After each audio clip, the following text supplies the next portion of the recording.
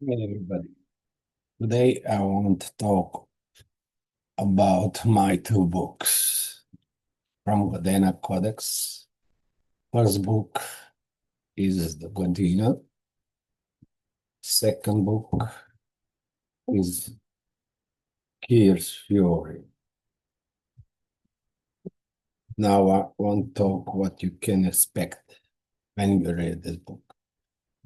This is the action space opera with thrillers in first book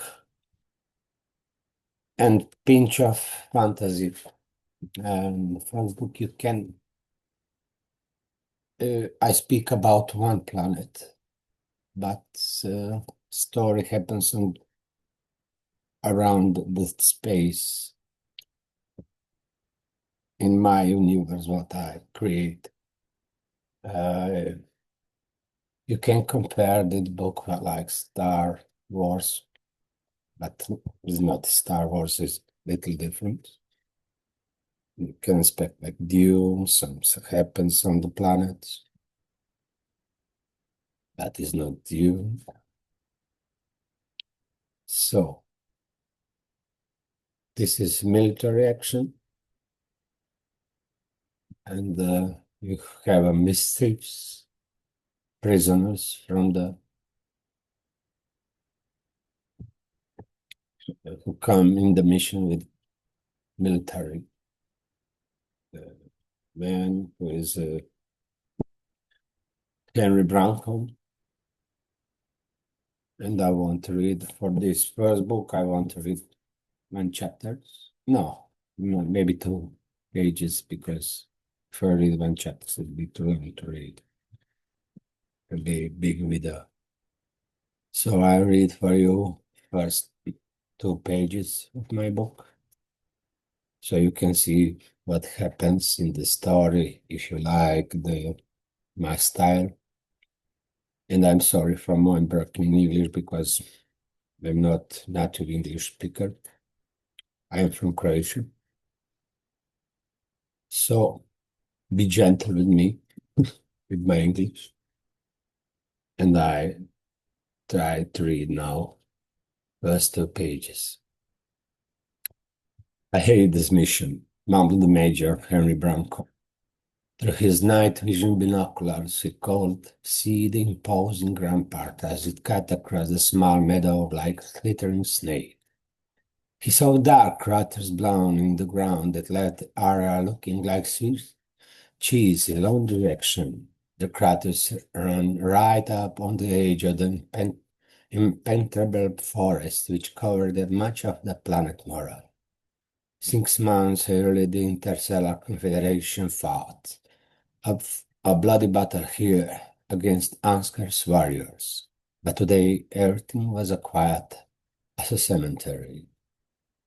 Typically, Moradors filled with nothing animals that chattered and hunted on the night like this. Henry narrowed his eyes as he didn't detect any trace of animals, tracks, or noises. Henry surveyed the field closely, the tone, and looked at his deputy and friend, Lieutenant Carlos Hortis, lying next to him on the wet grass. Anyone watching will only see the two wall shapes wrapped in a very green grass pattern, but with the optical view screen set into the visor of Henry battle armor, he could see his friend right through the advanced camouflage. All of the soldiers' armors emitted such camouflage during any significant military operation. Did you find anything around the trench? Henry asked. Everything is clear, Carlos frowned and answered quietly. Henry green blue eyes sparkled for a moment. Yeah, too clear for my taste. Carlos glanced at Henry briefly through his helmet visor. You have everything under control, he concluded after a short pause. What are you worried about? There is not a soul around. Henry scratched his neck. I don't know. This silence is disturbing. Something is not right. The enemy had to be near. I don't like this place either, but I think you are just nervous. Can you let out loud breath? Maybe, but it doesn't matter. We don't have enough time to turn back now. Notify the others to take their position, right? Carlos smoothly slid down the gentle slope, his full armor effortlessly concealing him in big and sand optical pattern. His armor then settled on brown leaf patterns as he came to stop on the forest floor. Carlos clenched his fist and the soldier stepped out, barely visible in jungle camouflage. Near them were two more brown wood-colored shades beside the trunks of gigantic old trees. Carlos could see his four men through their camouflage using his tech visor. They had arrived at the exact place Carlos had summoned them with the silent sent from his suit's communicator system. John, you and Aaron take your group to the left. Ken and Horatio lead you to the right. Major and I will take the middle. Synchronize your movements. We will cross the ring in the 10 minutes. They nodded, and the four camouflage blobs slipped silently back into the darkness. Kara slid along on his stomach through the dense undergrowth, his armor now taking a pattern of gray sticks and brown leaves, and crowded up beside Henry. Are you sure there aren't any leftover Oscar in this trench? Henry scowled. I didn't notice anything. Besides, I seem to remember that you are much better at finding them in the simulation than I was. Let's say no one being here for long. A slight movement on the edge of the forest caught his attention. Fuck, I'm jumping at a shadow. But you saw the report. There shouldn't be Anskar's company 100 miles off here. At this point, the slightest disturbance annoyed him. He even flinched at the branch swaying in the breeze. Carl punched the ground. It would have been easier today drop us closer to Anskar's position. Henry agreed, but order was order. They are taking Smith Division to the San Ann Peninsula. Is it true the big battle over there, a bloody one? Asked Carlos. Henry shrugged. Precise information is on a need no base for our grants. Always need higher clearance. Carlos lowered his binocular and shook his head. And we get a mission in the wilderness. I didn't expect this when we left the base. Henry knew there would be more clash with the Anscars. It was inevitable. I don't think this war is going to end anytime soon.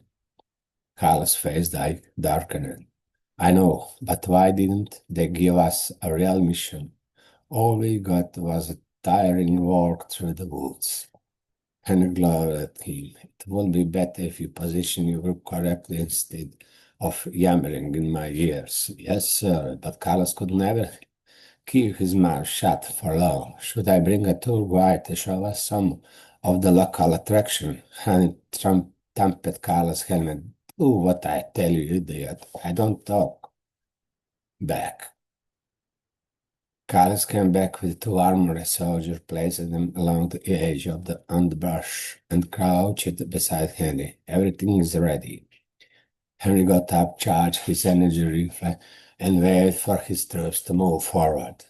The team started moving gingerly, picking their way around the deep craters, trying to keep low and out of sight of any undetected enemies that might be in the area. They moved slowly and silently through the night toward the steel rampart up ahead. Halfway across the pock-marked battlefield, a plasma grenade exploded without warning. It lighted up the surrounding area with a bright green light, startling the soldiers. Henry looked around for the source of the attack. Where the hell did the... Before he could finish the question, the sound of another explosion echoed from behind their position. Run! Run to the rampart!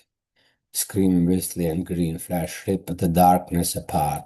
Plasma grenade strike that came from the direction of the forest opposite them, blowing chunk of damp packed into the air with each loud detonation. An explosion blew away a soldier on Henry Rice, spattering Henry armor with a mixture of mud, blood, and hot plasma.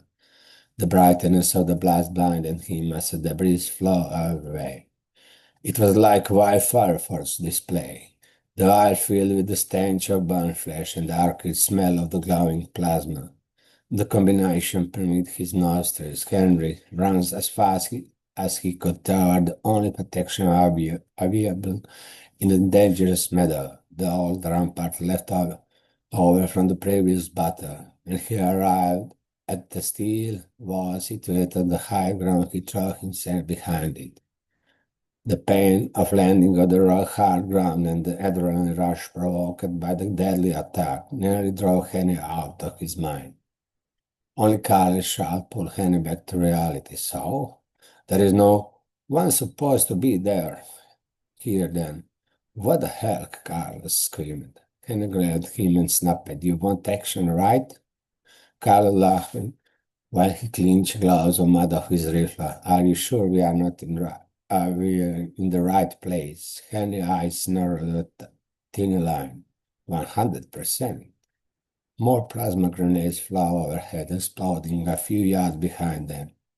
Carlos gritted his teeth. I wonder which asshole decided this location was safe. That asshole will be the entire general staff, thought Henry. He spat on the damn ground. It doesn't matter anymore. Let's get on with it. Carlos got on his knees, watching the plasma shell that flew with the fine noise over their heads. What's happening anywhere? Where are where are all these grenades come from? Any place a hand on the collar shot. Go and check our crew. I'll see if I can figure it out. Carlos nodded and grabbed Henry's arms. Courage and honor, my friend. Courage and honor, Henry replied. After Carlos has left, Henry moved to an area on the side of the rampart. The whole steel wall was developing crack from all the grenade strike. As soon as the bombing paused, he crawled to the top and looked across the battlefield. But suddenly, a grenade exploded in a yard of his position. The shockwave threw him back and down the steep slope, along with a pile of dirt and stones. Henry bitter cursed as he tried to pull himself back upright. Shit, what's going on here? Carl pulled Henry to his feet and brushed the dirt off his back.